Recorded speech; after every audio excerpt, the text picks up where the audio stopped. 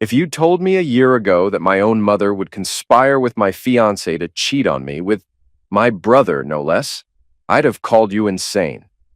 But sometimes truth outdoes all the twisted fiction you can imagine. This is the story of how they tried to destroy me, and how, in the process, I destroyed them. I'm Steven, 31 years old, and I used to think my life was on the right track. I had a decent job, worked 50 to 60 hours a week, and spent my free time planning a future with my fiancée Lynn, who was 28. We'd been together for 2 years, engaged for 6 months, and I thought everything was moving toward a perfect wedding. My mother, Nancy, was 55, loud, intense, with a habit of meddling in everyone's business. As a kid, I'd never realized how controlling she was. I just thought that was normal. Over time, though, I began to see that her brand of love was more like a chokehold. Meanwhile, my younger brother Wesley was 29, a personal trainer who loved bragging about his physique. "Wesley's got so much potential," Mom used to gush. "He's all muscle, you know. He's the real man in this family." She said it jokingly, but I was never fully certain if she was joking. More and more, I started noticing how she'd nudge me with subtle put-downs, praising Wesley's physical presence and smirking at me for being just like your father, always at work, never home. Lynn and I had a stable enough relationship in those early months. We argued sometimes, who doesn't? But we shared dreams of a house with a yard, maybe kids someday, and we had begun wedding planning with cautious optimism. She worked as a teacher's aide, reserved but sweet, the kind of person who doodled hearts on her lesson plans. I didn't suspect a thing until my mother started making odd remarks about Wesley in front of Lynn. One night at a family dinner, this must have been about 2 months before everything imploded, Mom turned to Lynn, ignoring me entirely. "You know," Mom said, swirling her glass of wine, "Wesley's been working extra hard at the gym lately. Have you noticed his arms? He's become quite the Greek god, always around to help when anyone needs anything. Sometimes a woman needs that strong presence at home." Lynn blinked, obviously uncomfortable. Yeah, I guess he's in good shape," she murmured. I scowled. "Mom, can we not talk about my brother's biceps at the dinner table?" Mom just shrugged, smiling slyly. "I'm just pointing out facts, dear. You shouldn't be so sensitive." It was a small thing, but it planted a seed of unease in me. That was the first time I saw Mom openly direct Lynn's attention to Wesley's so-called physical presence. Fast forward a few weeks. I started working even longer hours. I managed a small construction crew, and we had a series of big projects that forced me to clock in before dawn and stay until late. Lynn and I hardly saw each other except for quick dinners or the occasional Sunday afternoon. She seemed more withdrawn, her phone lighting up constantly with messages she'd half smile at. "Steven," she'd say, "I'm just texting my friend from work. Don't get paranoid." "Not paranoid," I'd reply. "Just curious. You've been glued to your phone these days?" She'd shrug, turning the screen away. "It's nothing important. Wedding stress, you know?" That was the first flicker of suspicion that she might be hiding something, but I dismissed it, chalking it up to wedding nerves. Meanwhile, my mother's behavior around Lynn turned from subtle remarks to borderline propaganda. She'd corner Lynn at family get-togethers or invite her over to plan wedding details. At one point, Dad, who was more or less Mom's doormat, tried to advise me. "Son, you know how your mother gets," he said, ruffling his thinning hair. "She means well, she just has strong opinions." Strong opinions? That was an understatement. She had opinions about everything I did, how I dressed, how I spent money, how I was never around while Wesley was the ideal man. Lynn began returning from these visits with Mom looking strangely tense. She'd bite her lip, avoid eye contact, and sometimes vanish into the bedroom to read or watch Netflix alone. I didn't push it. Maybe I should have, but I figured, hey, relationships have highs and lows. Everything came crashing down on a day I'll never forget. I finished work early, wanting to surprise Mom and Lynn as they worked on wedding stuff at Mom's house. I pulled up in my old pickup, engine rattling. The window was open, and from inside the living room, I heard voices. Mom's voice was clear. "Steven's just like his father, Lynn, always off working. You'll never see him if you marry him. You need someone who's physically around, who can satisfy all your needs. And let's be honest, Wesley's the stronger man." My heart pounded. Then I heard Lynn's voice, quieter. I know Steven works a lot. I just get lonely, Nancy. And Wesley's texted me a few times, but I promise it's not—" Mom cut her off. "Don't be ashamed. Wesley is everything you need. Let's not pretend Steven has the time or the, let's say, vitality to keep you happy." I'm only telling you this because I love you, Lynn. I see how distant Steven's become. He's never around. Wesley, though, he's right here, always willing to help. You deserve that. I felt like the ground fell out from under me. My mother was actively steering my fiancé toward my own brother. Fury pulsed in my veins. I wanted to burst in and start screaming, but I forced myself to stay calm, to gather more truth. Lynn said something else that made my blood run cold. He's only texted me a few times, but it's nice to have someone to talk to about daily stuff. Wesley told me he's noticed how lonely I seem. That was it. I stepped into the living room, and the moment they saw me, Mom's eyes flickered with a fake smile as if she were greeting a friendly guest. Lynn looked petrified. "So, this is wedding planning, huh?" I said quietly. Mom rose from the couch, lifting her chin. "Someone had to tell Lynn the truth, Stephen. You're never around. Wesley can be the partner she really needs." I swallowed the lump in my throat. You do realize how insane that sounds, right? Encouraging my fiancé to cheat with my brother? You think that's normal? Lynn tried to intervene. "Stephen, I'm sorry. Nancy has been in my ear about this, but it's just texts. Nothing's actually happened." I locked eyes with Lynn. "Show me." She froze. "What?" "Show me your phone," I repeated, my voice shaking. "If it's all innocent, show me your texts with Wesley." She clutched her phone. That told me everything. My mother huffed, stepping forward. "Don't you dare demand to see your phone," Mom snapped. "That's controlling, and Wesley would never stoop to that. He respects women's boundaries." Boundaries? The irony was staggering. This was the same woman who read Dad's emails behind his back every single morning. I walked out without another word, my entire body trembling. Lynn followed me to the driveway, tears streaking her cheeks, babbling about how she was confused and your mom got in my head. She promised to delete Wesley's number. She promised it meant nothing, but it was too late. She'd revealed her willingness to consider my own brother as a backup option, spurred on by my mother. When we got home, I saw 6 missed calls from Wesley. A single text read, "We need to talk, bro." I laughed bitterly. Then Mom called, leaving a voicemail. "Stephen, you're overreacting. Lynn is still a good woman, and you need to calm down. Wesley is just being supportive. Don't throw her away just because you're paranoid." Paranoid? She practically set them up. My father called too, with his usual half-hearted peacemaking. "Son, you know how your mother is. She doesn't think before she speaks. Give Lynn another chance." I was done. That night, Lynn slept in the guest room, saying she needed time to think. I laughed bitterly. Time to text Wesley, more like. Over the next few days, things spiraled. Lynn grew distant, going out more often under the guise of girls' nights. My mother started sending me messages laced with guilt trips. "You're going to lose a wonderful woman if you keep pushing her away with your suspicion." I wasn't sure whether to end the engagement on the spot or gather more proof. I was caught in a swirl of shock, anger, and heartbreak. One Thursday night, Lynn claimed she was meeting her old friend Amber for drinks. Something felt off. She dressed up more than usual, wore a perfume I recognized as Wesley's favorite scent, because I'd once seen him comment on it. My blood boiled. So I did something I'm not proud of. I hopped in my truck, drove to Wesley's apartment complex, and parked at a corner where I could see the visitor lot. Sure enough, there was Lynn's car. Heart hammering, I waited. 20 minutes later, I glimpsed them through Wesley's ground floor window.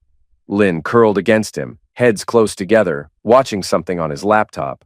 My stomach churned. I marched to the door and banged.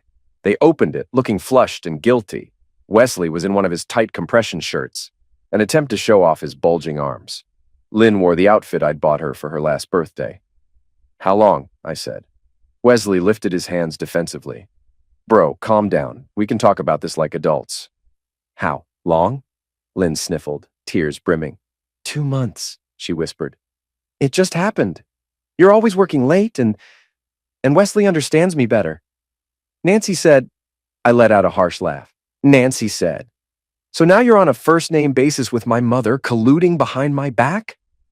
My own brother? Wow, you two are a piece of work." Wesley scowled, stepping forward as if to block me. "Don't talk to her like that. You neglected her. She came to me for help." "Help with what, exactly?" I snapped. "Her moral bankruptcy?" He lunged at me, swinging a fist, always the hothead. I blocked his arm and shoved him backward. He tripped over his weight bench and crashed into the couch. "You piece of garbage," I hissed. "You try to steal my fiancé, and then you try to start a fight the moment I confront you?" I pulled out my phone, scrolled to Mom, and hit speaker. She picked up. Stephen, why are you calling now? It's late. I cut right to the chase. Tell me, Mother, why are you so proud that Wesley's hooking up with Lynn behind my back? Go ahead. Enlighten him. Her laugh was a quiet, chilling chuckle. Honey, I tried to warn you.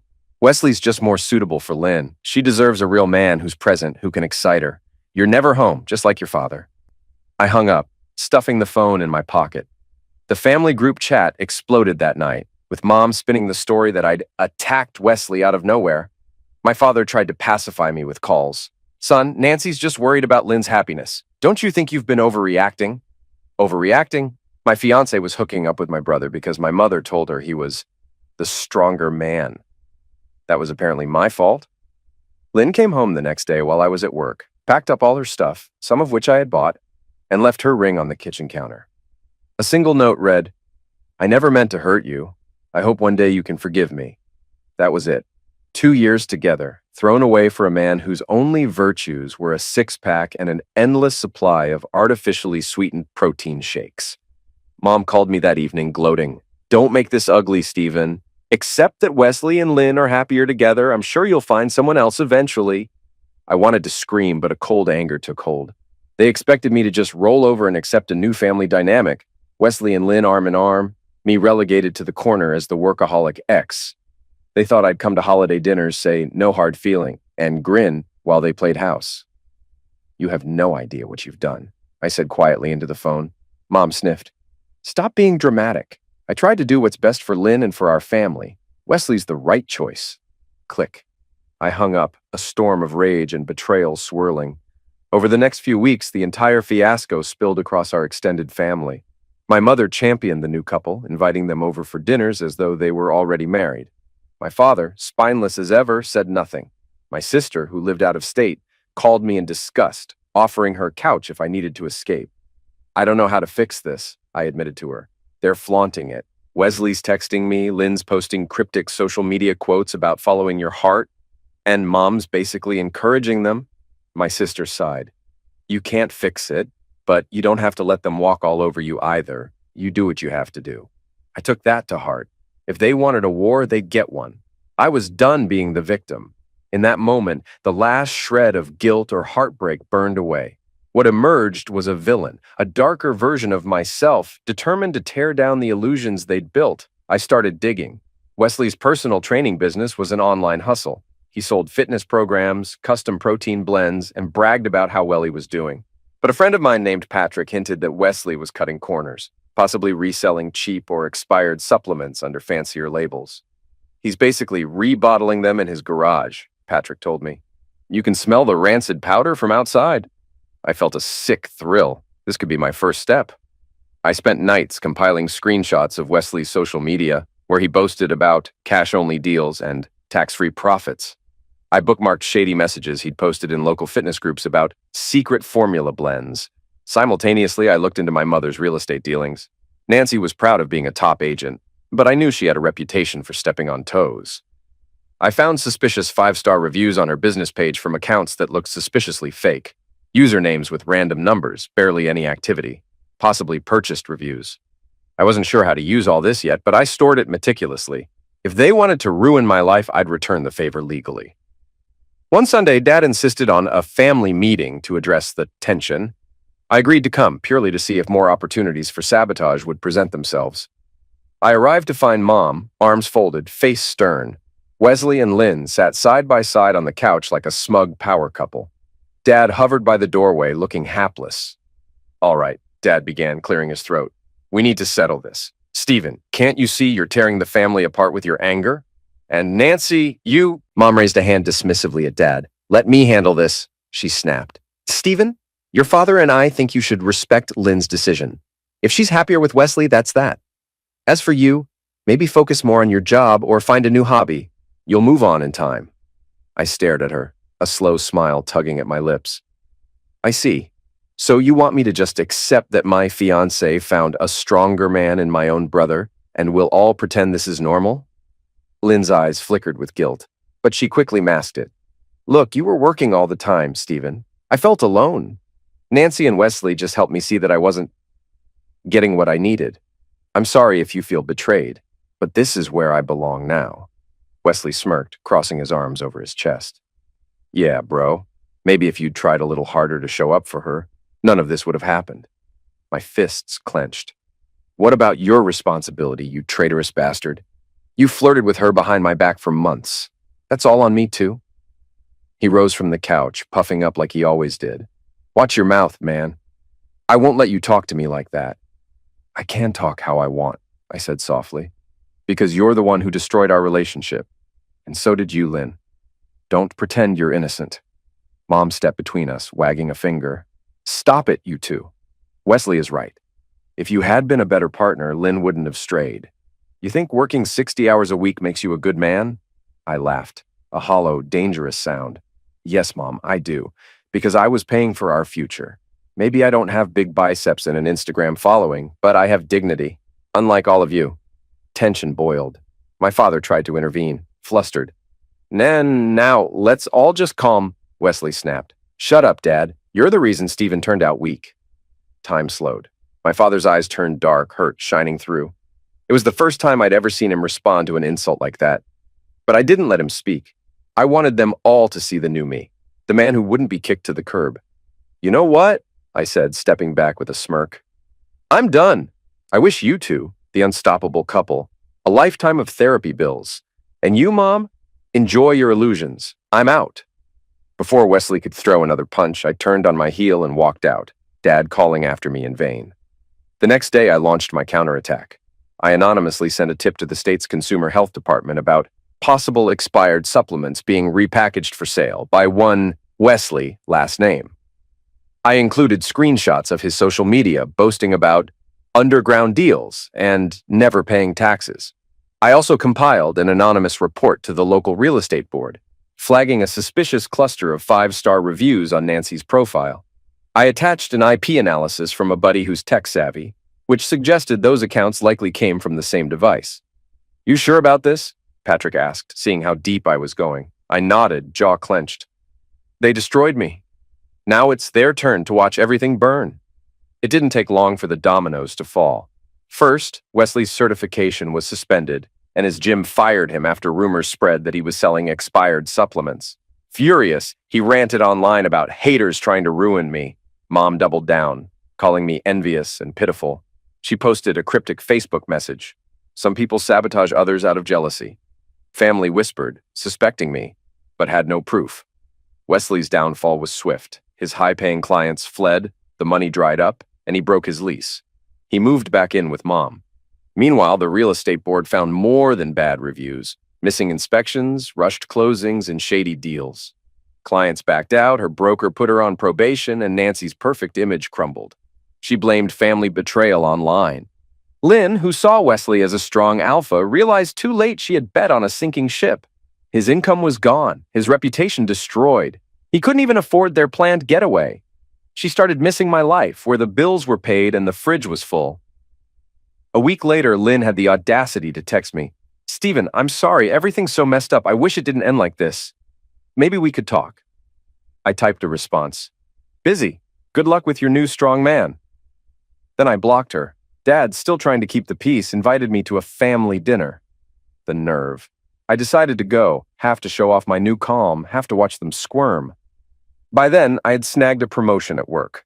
Supervisor with a pay raise plus a company truck. I brought a date, Zoe, a sweet, no-nonsense receptionist from my gym who knew all about the drama. She agreed to come for moral support and maybe a little entertainment. When we walked into Mom's house, the tension felt suffocating. Wesley glared, sporting a scowl that only deepened when he saw Zoe.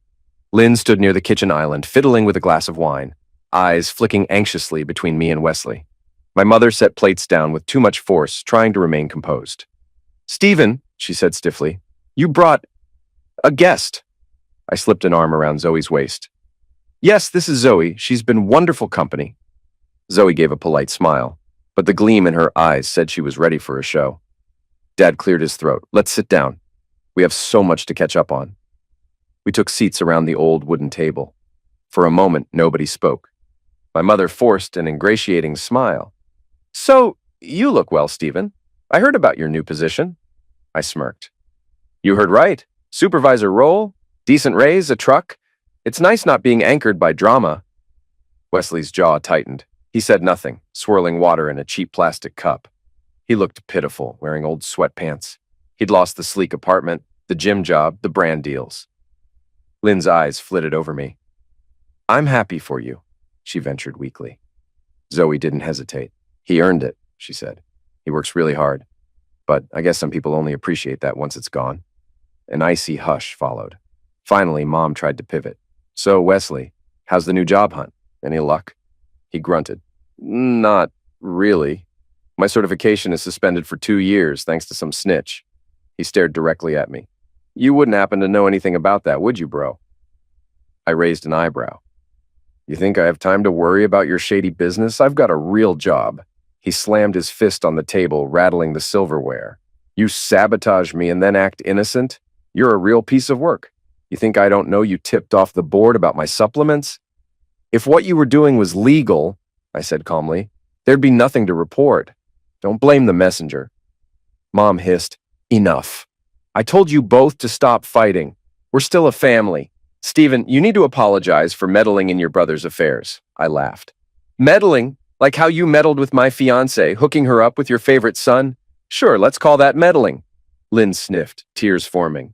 Stephen, I didn't mean to hurt you. I just felt neglected. And Wesley was there, Zoe cut in. Stop playing the victim, Lynn. You made a choice. Now deal with the consequences. That's when Wesley lost it. He lunged across the table, knocking over a glass of water. Zoe yelped, leaning back. I stood quickly, bracing for impact. He tried to swing, but he was off balance. My father had moved to intervene. Wesley's fist caught the edge of a decorative bowl, and he tumbled forward, face smashing into the coffee table behind us.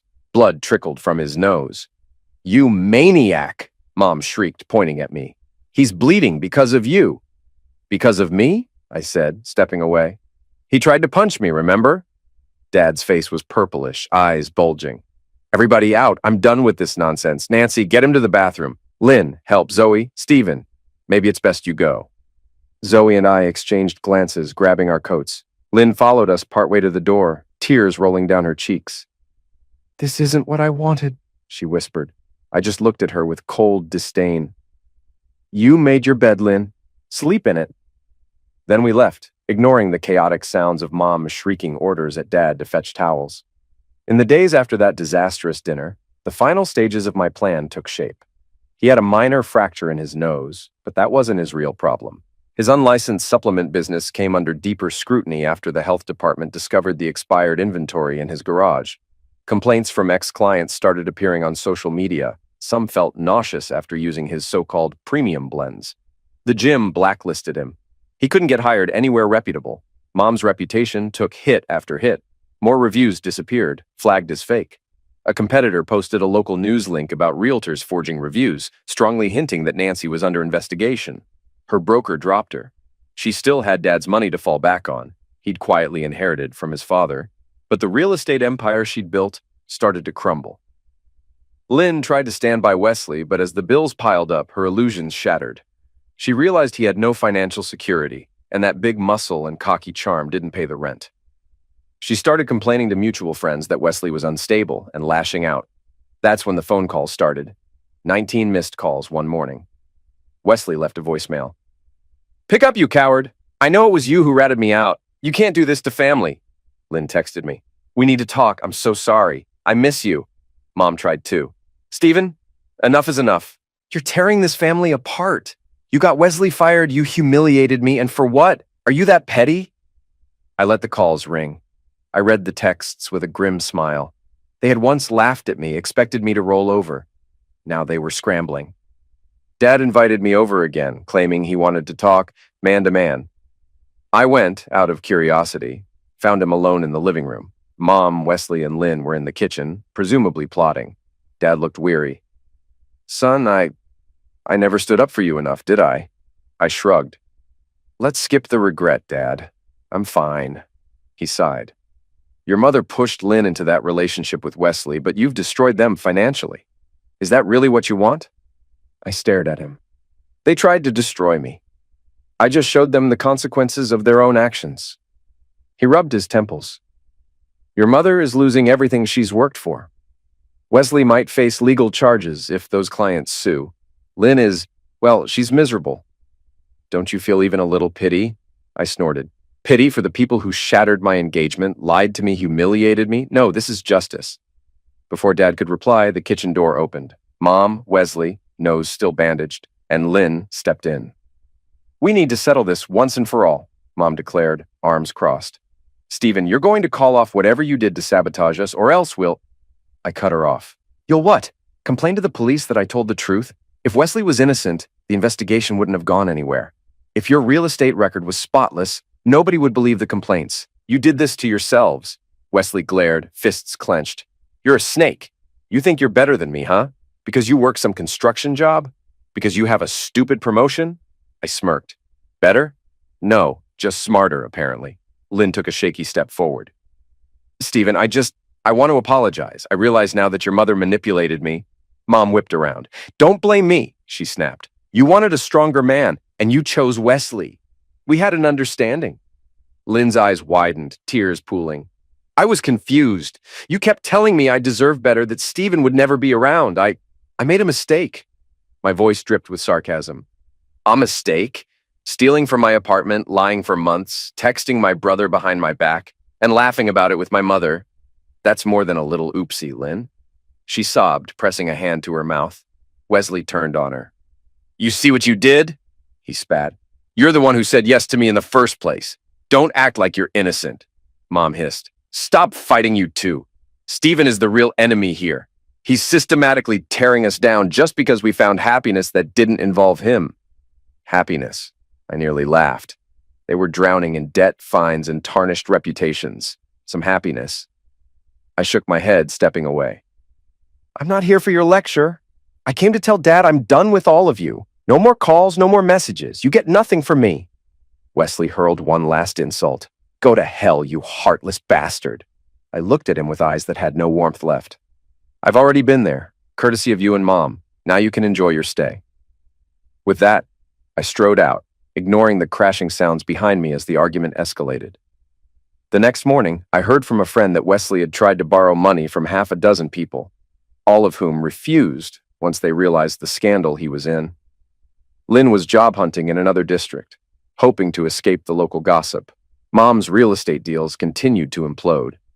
My life took an upswing. I poured my rage into my career, earning even more respect. Hard times breed strong men. I became exactly what my mother claimed I wasn't, just not for her or Lynn. I was building a future free from their control.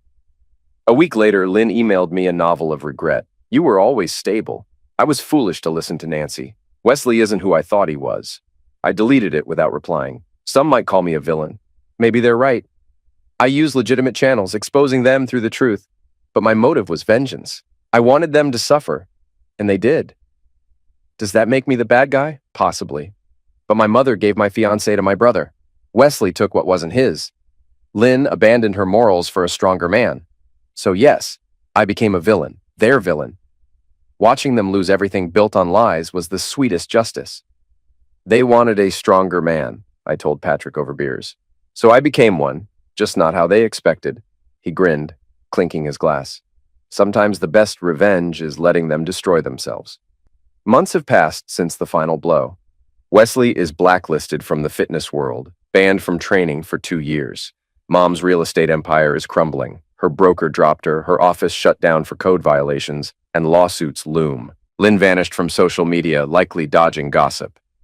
Dad is finally seeing Mom's manipulation. He quietly admitted he's considering separation, saying life with Nancy is suffocating. I almost pity him, but that's his fight, not mine. I moved out of the old apartment.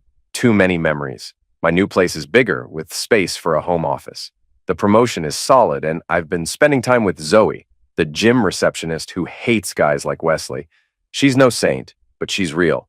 That's enough. Do I regret the sabotage? Maybe. But then I remember finding Lynn in my brother's bed, hearing my mother celebrate my betrayal. Some lines, once crossed, can't be forgiven. They say villains think they're heroes. I don't need to be a hero. I took down the people who deserved it. My mother, my brother, and the fiancé who chose them over me. And I sleep just fine knowing I delivered their downfall. They wanted a real man, They got one, just not the one they expected.